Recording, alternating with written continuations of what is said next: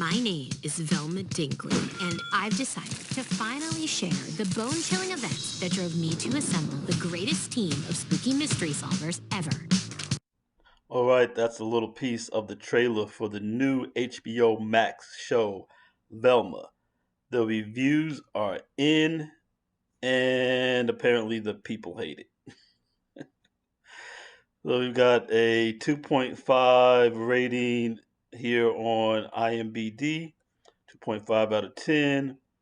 Rotten Tomatoes, uh, only 8% audience score. This is like one of the worst I've ever seen. That Willow, the woke Willow, was I think at 7% at one point. I think that's the lowest one.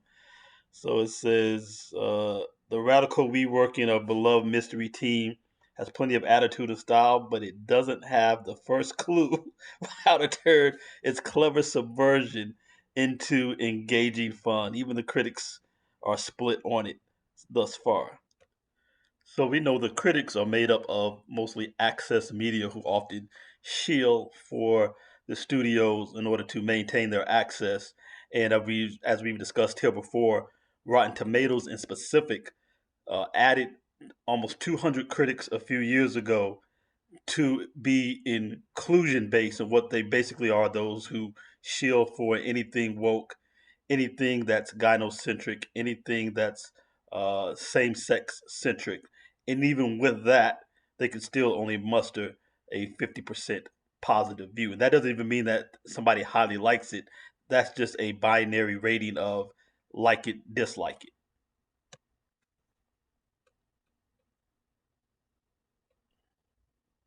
So back over here on the ratings on IMDb, let's go down and look uh, at this a little more closely.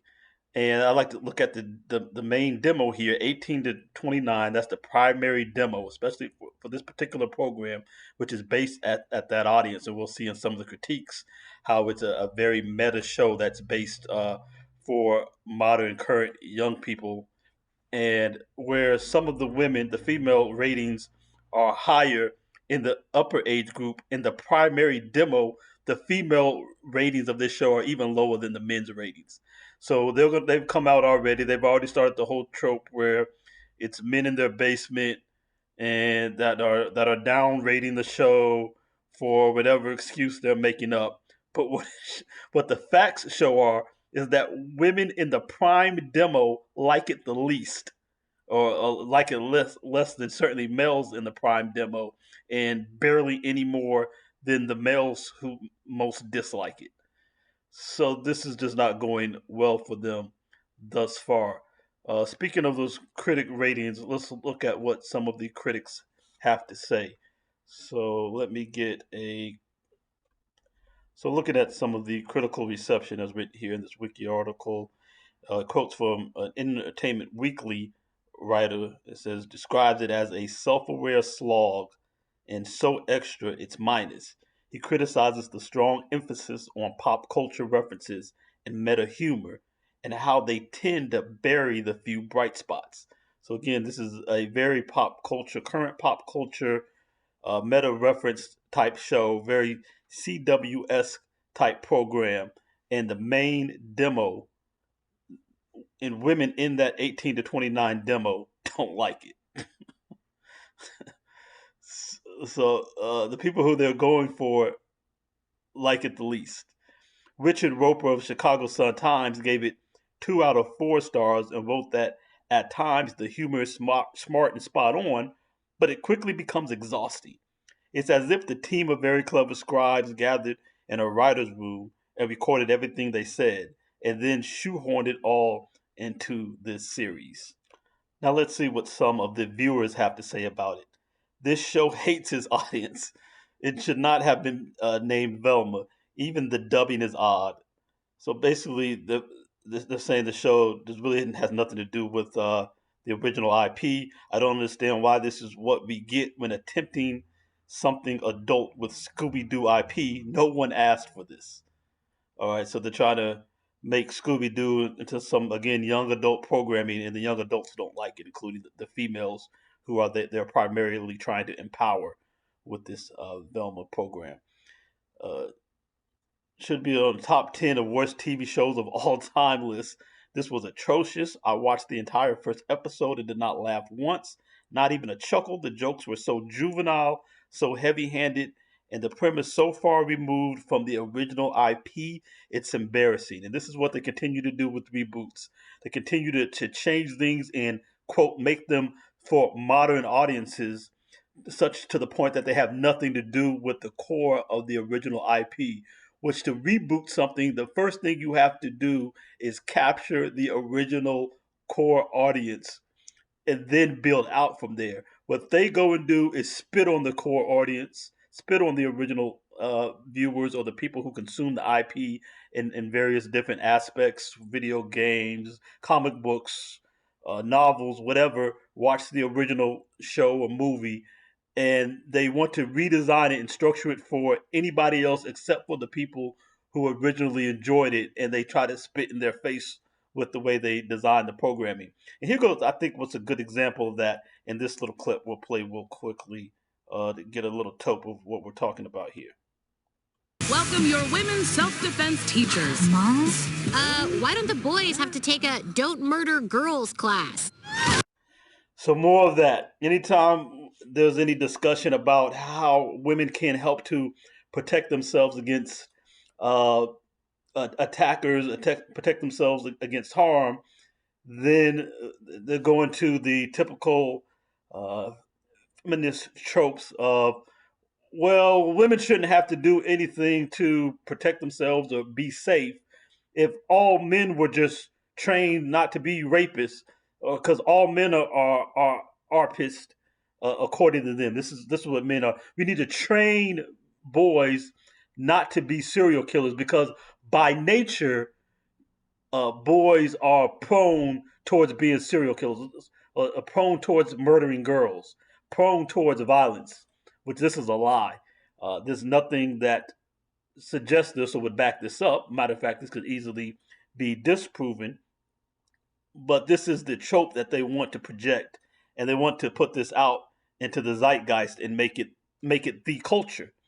And so the same people who should watch the show and enjoy it can't enjoy it because their very being is being attacked. Just their existence, just being a boy is again being attacked by the woke mob. So now let's get to the elephant in the room: the changing of the race of Velma. As we can see, is she's here. She's a quite a bit darker than we recall her. Now, this show was produced and I think was kind of a was initiated by Mindy here, Mindy, who we know from The Office, where she played Kelly Kapoor. That's where we most primarily know her from. And we can see and understand that this character has been designed to look like her. As we also saw in an earlier clip, we can see that Shaggy is now going to be a brother. All right, so as a black person, I guess I'm supposed to be down with this and cheering this on. I'm not. Uh, and I'm not for a couple of reasons. I don't want I don't want to be a carbon copy of white people. When it comes to being included and and having more inclusion on screen and being a part of the culture, what we're asking for is to be as who we are as our authentic selves, to be rightfully included, not to take what already is and have to change it so that we can take out or take away from IPs as we all already know them, and change them and to have, again, basically making us into carbon copies of white people. I don't want to be a black version of white people. I want me and my people to be included in our stories to be told.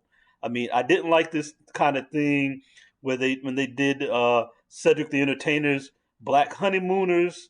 I didn't like when they did this black version of Still Magnolias. Can we not have our own stories and tell our own stories. I almost just find it insulting, quite frankly, in a way. And I find it even more insulting from the side of black people and other people of color who want to do this and who keep pushing for this. And why are you trying to be a carbon copy of white people? That's not my aim in life. I don't find validation in that. And so, with that, not only is not only have they just changed the texturization of Mindy's skin color, which to me it still doesn't look like an Indian, just looks like Velma is now a gingerbread lady, or she fell asleep in the sauna. Her skin, her facial features, the skin tone is not even a tone that to me even looks like Mindy's tone. Right? It doesn't look like I wouldn't know this is supposed to be an Indian person if I didn't know that the character who's producing the program and who's voicing her was an Indian woman. I would not have looked at this and said this is an Indian woman that I'm supposed to understand this character to be. And it's a Indian a semi-Indianized version of a white woman. Why not we have our own characters instead? I could talk to this more maybe at another time, but we're going to end this here. It's just kind of odd. I mean, I kind of didn't mind it with the inclusion, the change of Miriam for the Little Mermaid because it's a freaking mermaid. They're not real. Even this is not a real character. It's not a real person, but people are real, actual beings. And this IP is a long held IP with a set of people in it who are in it. They wanted to do something where they included new characters and they brought on characters of color to be new characters to join the gang. After 40 years, this group of white friends finally gets a black friend, finally gets an Indian friend. That would be dope. Create your own character to include into the uh, Scooby-Doo IP, but Black Shaggy and Indian Velma, it's just odd. Anyway, let me know in the comments what you think about it, all those different topics and all the ways in which they are changing up the show. Then please subscribe to the channel. Definitely like this video. If you like the video, please help me move this through the algorithm, and I'll catch you on the next one. Yobachi 2007. I'm out.